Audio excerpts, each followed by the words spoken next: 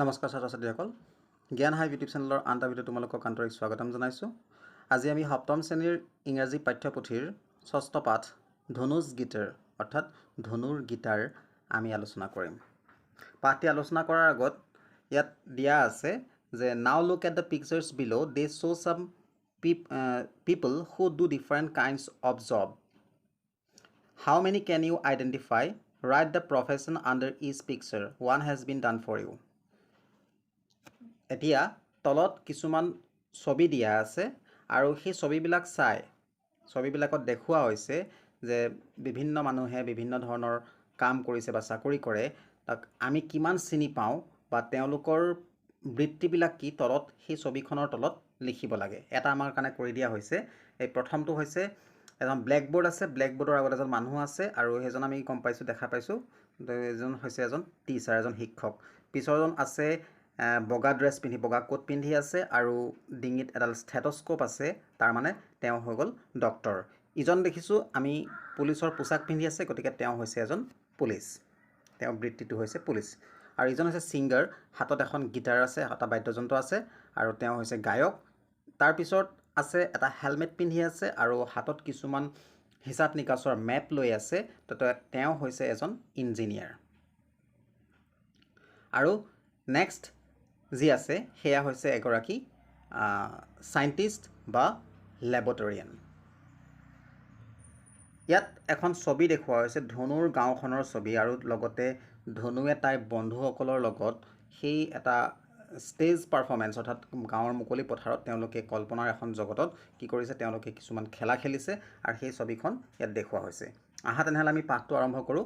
ইয়াত দিয়া আছে যে let us read about a young girl called Dhanu who wanted to be a musician, a rockstar. আহা তেনেহ'লে আমি এজনী সৰু ছোৱালীৰ বিষয়ে পঢ়োঁ যাক ধনু বুলি কোৱা হয় আৰু যি এগৰাকী সুৰকাৰ হ'ব বিচাৰে, এজন ৰকষ্টাৰ হ'ব বিচাৰে। Dhunu is the name given to this young girl from Kalardia village near Soigao in Kamrup districts of Assam by celebrated Assamese filmmaker Rima Das. আৰু সেই কালৰদিয়া গাঁৱৰ কামৰূপ জিলাৰ, অসমৰ কামৰূপ জিলাৰ ছয়গাঁও ওচৰৰ কালদিয়াৰ গাঁৱৰ সেই সৰু ছোৱালীজনীক সেই নামটো দিয়া হৈছিল, ধনু নামটো দিয়া হৈছিল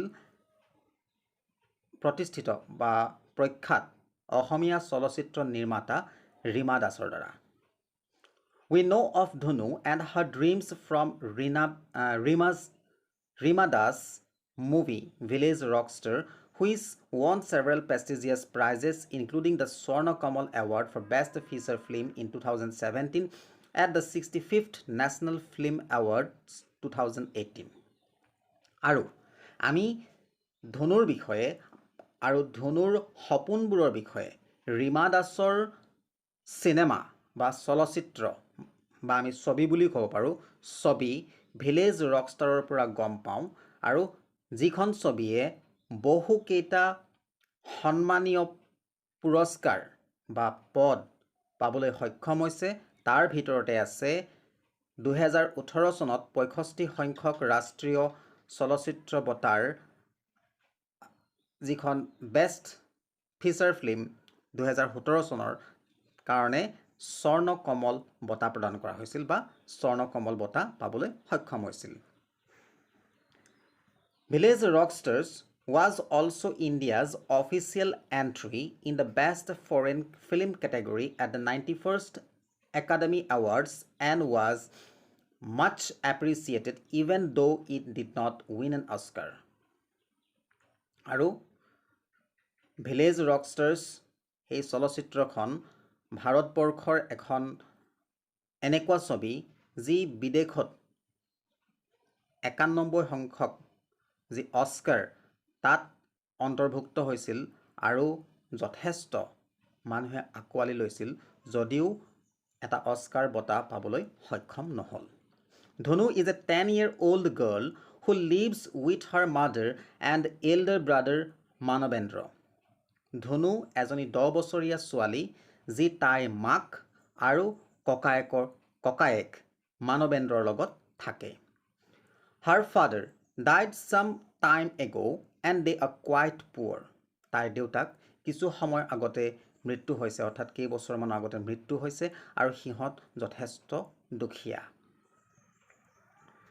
Dhunu's mother tries to make a living by selling snacks at local events and Dhunu helps her when she is not at school আৰু ধনুৰ মাকে তেওঁলোকৰ জীৱন যাপন কৰিবলৈ বা তেওঁলোকৰ ঘৰ চলাবৰ কাৰণে স্থানীয় যিবিলাক প্ৰগ্ৰেম হয় বা যিবিলাক ইভেন্টছ হয় যিবিলাক লোকেল ইভেন্টছ আয়োজন কৰা হয় তাত তেওঁ মিঠাই বিক্ৰী কৰে বা জলপান বিক্ৰী কৰে স্নেক্স মানে হৈছে পাতলীয়া আহাৰ জেনেৰেলি আমি কি দেখা পাওঁ যে ওচৰৰ পাজৰে যদি আমাৰ কিবা প্ৰগ্ৰেম থাকে বা ইভেন্ট পতা হয় তাত কিছুমান সৰু সৰু দোকান খোলা হয় য'ত আমি চানা মটন কিনো বা মটৰ ঘুগুনি খাওঁ তো তেনেকুৱা এখন দোকান দিয়ে কি কৰিছিল ধনুৰ মাকে তেওঁলোকৰ পৰিয়ালটো চলাইছিল আৰু ধনুৱেও মাকক সহায় কৰি দিছিল যেতিয়া তাই স্কুলত নাছিল বা যেতিয়া তাই স্কুললৈ যিদিনাখন তাই স্কুলত নাথাকে বা নাযায়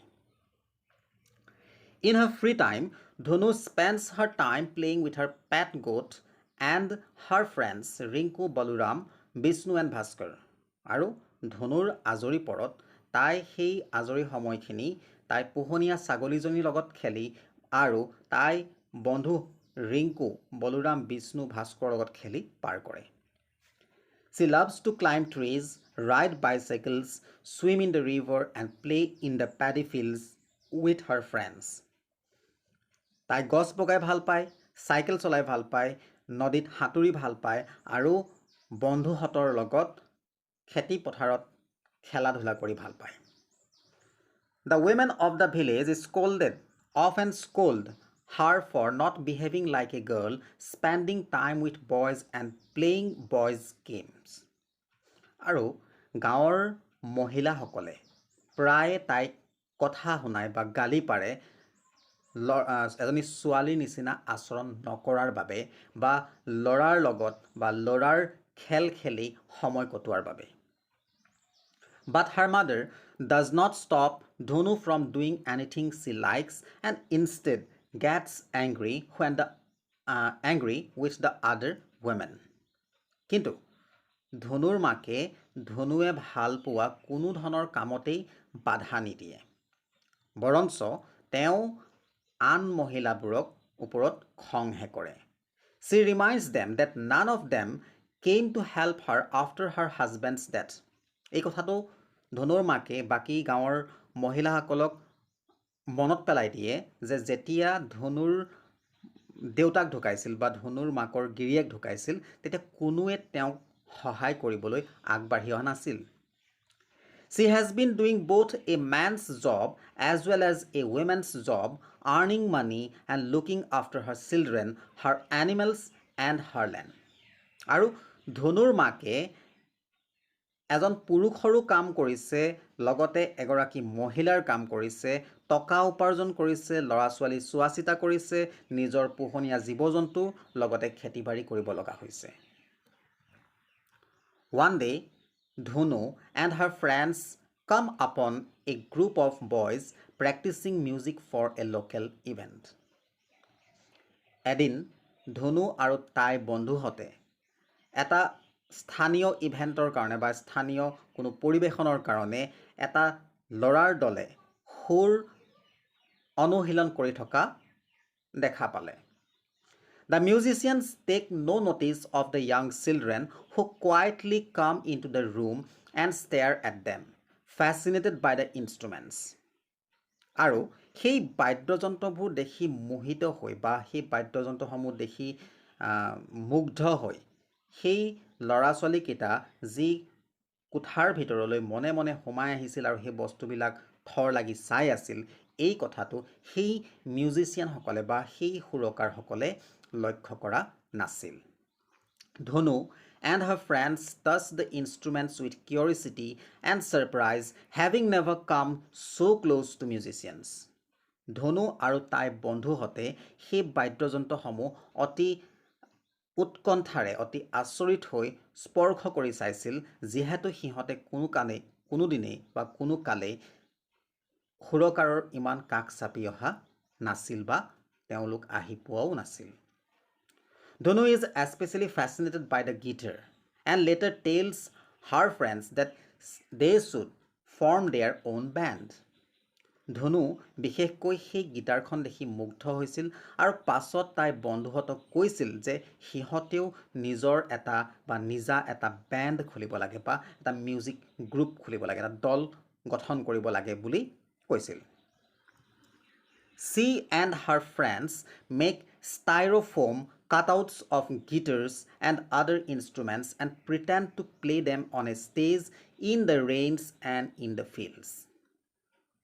ধনু আৰু তাইৰ বন্ধুহঁতে ষ্টাইৰফৰ্ম অৰ্থাৎ থাৰ্মকল যিটো তোমালোকে নিশ্চয় বুজি পাইছা। থাৰ্মকল মানে কি, যে নতুন বস্তু কিনি আনিলে সেই বস্তুটো নাভাগিব নিচিগিবৰ কাৰণে সুৰক্ষা দিবৰ কাৰণে এবিধ বগা স্পঞ্জ টাইপৰ এটা বস্তু দিয়া হয়, যিটো ষ্টাইৰফৰ্ম বুলি কোৱা হয় বা থাৰ্মকল কোৱা হয়। আৰু সেই থাৰ্মকল কাটি তেওঁলোকে কি কৰিছিল, গীটাৰৰ ৰূপ দি লৈছিল বা অন্যান্য বাদ্যযন্ত্ৰসমূহ বনাই লৈছিল আৰু সেইবিলাক সিহঁতে মঞ্চত পৰিৱেশন কৰাৰ নিচিনাকৈ ভাও জৰিছিল আৰু সেইবিলাক সিহঁতে বৰষুণত বা খেতি পথাৰত তেওঁলোকে গাইছিল বা সিহঁতে খেলা ধূলা কৰিছিল সেইভাগেই।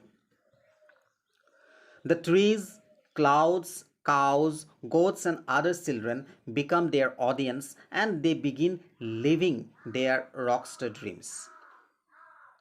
গছ-গছনি, ডাৱৰ, গৰু, ছাগলী আৰু আন ল'ৰা ছোৱালীবিলাক সিহঁতৰ শ্ৰোতা হৈ পৰিছিল, সিহঁতৰ দৰ্শক হৈ পৰিছিল আৰু সিহঁতৰ যি ৰকষ্টাৰ, যি তাৰকাৰ সপোন বা তাৰকাৰ নিচিনাকৈ জীৱন যাপন কৰা সপোন সিহঁতে পূৰণ কৰিছিল বা তেওঁলোকে তেনেধৰণে থাকিবলৈ লৈছিল। Deep inside, they know that they cannot afford a guitar, but instead of cursing their destiny, they find their happiness by playing with the styrofoam instruments. সিহঁতৰ অন্তৰত, সিহঁতৰ বিবেকে জানে যে সিহঁতে কোনোদিনেই এখন গীটাৰ এফৰ্ড কৰিব নোৱাৰে বা গীটাৰৰ যি দাম বা গীটাৰ কিনিব নোৱাৰে বা গীটাৰৰ যি দাম তেওঁলোকে বহন কৰিব নোৱাৰে, কিন্তু নিজৰ ভাগ্যক দুখ দিয়াতকৈ বা নিজৰ ভাগ্যৰ ওপৰত নিজকে গালি শপনি পৰাতকৈ সিহঁতৰ সুখ বিচাৰি লয় সেই ষ্টাইৰফৰ্মৰ বাদ্যযন্ত্ৰবিলাক বজায়। One day, Dhunu asked her mother if she has money in the bank to buy a guitar.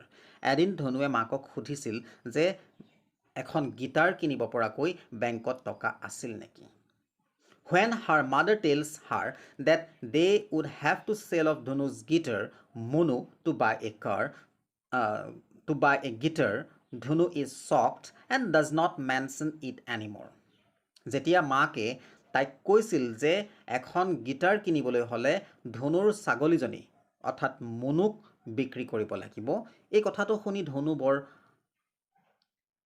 আচৰিত হৈ পৰিছিল, তাই শ্বকড হৈ গৈছিল, তাই ধৰা ভয় খাইছিল আৰু সেইকাৰণে তাই কোনোদিনেই গীটাৰ কিনাৰ কথা আৰু উল্লেখ কৰা নাছিল। But she finds it impossible to give up her dream of buying a real guitar and starts doing odd jobs around the village to earn and save money. কিন্তু ধনুৱে তাই এখন বাস্তৱ গীটাৰ কিনাৰ যি সপোন, সেই সপোনটো ত্যাগ কৰাটো তাইৰ কাৰণে অসম্ভৱ আছিল আৰু সেইকাৰণে তাই গাঁৱত ইফালে সিফালে তাই কি কৰিছিল, দুই এটা কাম কৰিবলৈ আৰম্ভ কৰিছিল, কাম কৰি টকা উপাৰ্জন কৰি তাই টকা সঞ্চয় কৰিছিল। The children's fun is cut short as the monsoon month begins. আৰু বাৰিষাৰ মাহকেইটা আৰম্ভ হোৱাৰ লগে লগেই ল'ৰা ছোৱালীবোৰৰ আনন্দত ব্যাঘাত জন্মে বা আনন্দৰ দিনবিলাক চমুৱাই আহে। It starts raining very heavily and soon the village is flooded. আৰু প্ৰচুৰ পৰিমাণে বৰষুণ দিবলৈ আৰম্ভ কৰে আৰু লগে লগে সিহঁতৰ গাঁওখন বানেৰে প্লাবিত হৈ পৰে। Houses come under water, paddy fields are flooded, animals die, and the villagers can do nothing to save their valuable paddy, their homes, and the other little things they own. আৰু বাৰিষা আৰম্ভ হোৱাৰ লগে লগে সিহঁতৰ গাঁওবিলাক প্লাবিত হয়, সিহঁতৰ ঘৰবিলাক পানীৰ তলত আহি যায়, গাঁৱৰ মানুহৰ যিবিলাক খেতি পথাৰ সেইবিলাক বানত বুৰি যায়, সিহঁতৰ ঘৰবিলাক আৰু জীৱ জন্তুবিলাক মৰে আৰু সেই গঞাবিলাকে অৰ্থাৎ গাঁৱৰ মানুহবিলাকে নিজৰ যি মূল্যৱান শস্য বা সিহঁতৰ ঘৰ বা অন্যান্য তেওঁলোকৰ যি আচবাব সেইবিলাকো বচাব নোৱাৰে। Even the bridge that the children used to take to go to schools is destroyed by the flood. আনকি সেই বাঁহৰ দলংখন যিখন দলঙে সিহঁতে স্কুললৈ অহা যোৱা কৰে সেই দলংখনো বানত নষ্ট হৈ যায় বা ধ্বংস হৈ যায়। Dhunu gets worried that the bamboo post in which she saves money for her guitar may be swept away by the flood. ধনু শংকিত হৈ পৰে, ধনু চিন্তিত হৈ পৰে যে সেই বাঁহৰ খুঁটাটো যিটো তাই টকা সঞ্চয় কৰি ৰাখিছিল এখন গীটাৰ কিনিবৰ কাৰণে সেই খুঁটাটো কিজানি বানত উটি যায় বুলি। In the days following the floods, however, the guitar is forgotten. আৰু বানৰ সেই দিনকেইটাত যি কি নহওক গীটাৰৰ কথাটো পাহৰি যায়। She patiently waits for the floods to recede. আৰু ধনুৱে সেই বানৰ পানী শুকাবলৈ বা বানপানী শুকাবলৈ তাই ধৈৰ্যৰে অপেক্ষা কৰে। One evening, Dhunu and her friend Bhaskar go on a boat ride. এদিন পাছবেলা ধনু আৰু তাইৰ বন্ধু ভাস্কৰে নাও চলাই যায়। She quietly tells him that if the embankment had been there a few years ago, her father would not have died. তাই মনে মনে ধনুক কয় ভাস্কৰক কয় যে সেই মথাউৰিটো যদি আজিৰ পৰা কেইবছৰমানৰ আগতে থাকিলহেঁতেন তেনেহ'লে তাইৰ দেউতাকৰ মৃত্যু নহ'লহেঁতেন।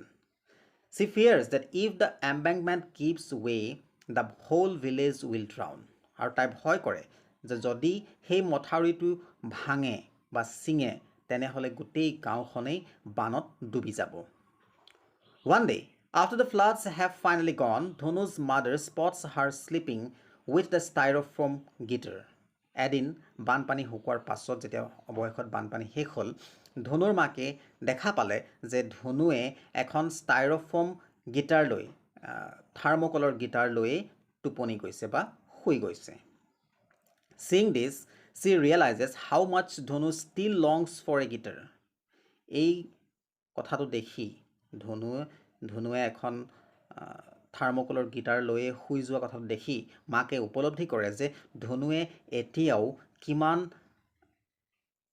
বিচাৰে, কিমান আগ্ৰহেৰে এখন গীটাৰ বিচাৰে সেই কথাটো মাকে বুজি পায়।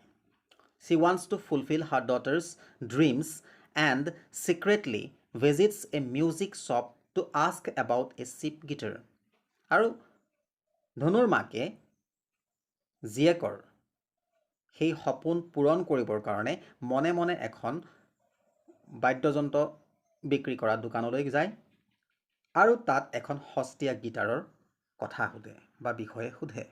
But there she realized that buying a guitar is still outside her reach. কিন্তু তাত গৈ তেওঁ উপলব্ধি কৰে যে এখন গীটাৰ কিনাটো তেওঁৰ কাৰণে তেতিয়াও অসাধ্য আছিল। Will Dhunu's mother sell her goat and manage to buy the guitar, or will Dhunu's dream of having a real guitar always remain a dream? ধনুৰ মাকে বাৰু ধনুৰ ছাগলীজনী বিক্ৰী কৰি এখন গীটাৰ কিনি দিব নেকি? নে ধনুৰ সেই বাস্তৱ এখন গীটাৰ কিনা যি সপোন হৈয়ে ৰ'ব? Dhunu and her friends are torn between the magic of dreams and the harshness of reality. ধনু আৰু তাইৰ বন্ধুবিলাক বা তাইৰ বন্ধুহঁত সপোনৰ যাদু আৰু বাস্তৱৰ যি কঠোৰতা তাৰ মাজত সোমাই আছে বা তাৰ মাজতে অৱস্থান কৰি আছে। অৰ্থাৎ সিহঁতে বাস্তৱকো নেওচা নিদিয়ে বা সিহঁতৰ সপোনো ভংগ হ'ব নিদিয়ে। গতিকে সিহঁতে এটা কম্প্ৰমাইজড লাইফ অৰ্থাৎ সিহঁতে কি কৰে নিজকে খাপ খুৱাই লয়, নিজৰ সপোনবিলাককো সিহঁতে ডাঙৰ হ'বলৈ দিয়ে আৰু বাস্তৱৰ যি কঠোৰতা সেইটো সিহঁতে বুজি পায়। But Dhunu believes that if you really want something and work towards it, you can achieve it. কিন্তু ধনুৱে এইটো বিশ্বাস কৰে যদি তুমি সঁচাকৈ কিবা এটা বিচাৰা আৰু সেই লক্ষ্যলৈ যদি কষ্ট কৰা কাম কৰা তেনেহ'লে তুমি এদিন নিশ্চয় সেই বস্তুটো পাবলৈ সক্ষম হ'বা বা সফল হ'বা Her eyes are bright with the hope that someday she will play a guitar আৰু তাই চকুত আশা লৈ তাই চকুত সেই আশা জিলিকি আছে যে এদিন নহয় এদিন তাই কোনোবা এদিন সেই গিটাৰ বজাব তো ছাত্ৰ ছাত্ৰীসকল পাঠটি ইমান আছিল মই যেনেকৈ পাৰোঁ তোমালোকক বুজাবলৈ চেষ্টা কৰিছোঁ ভিডিঅ'টো কেনেকুৱা হৈছে তোমালোকে ক'বা যদি ভাল লাগিছে তেনেহ'লে লাইক কৰিবা আৰু যদি চেনেলটোলৈ প্ৰথমবাৰৰ বাবে আহিছা বা ভিডিঅ'টো প্ৰথমবাৰৰ কাৰণে চাইছা তেনেহ'লে চেনেলটো ছাবস্ক্ৰাইব কৰি ৰাখিবা কাৰণ মই তোমালোকৰ কাৰণে এনেকুৱা ধৰণৰ উপকাৰী ভিডিঅ'সমূহ আনি থাকোঁ গতিকে সময়মতে পাবৰ কাৰণে তোমালোকে ছাবস্ক্ৰাইব কৰাৰ লগতে বেল আইকনটো প্ৰেছ কৰি ৰাখিবা ধন্যবাদ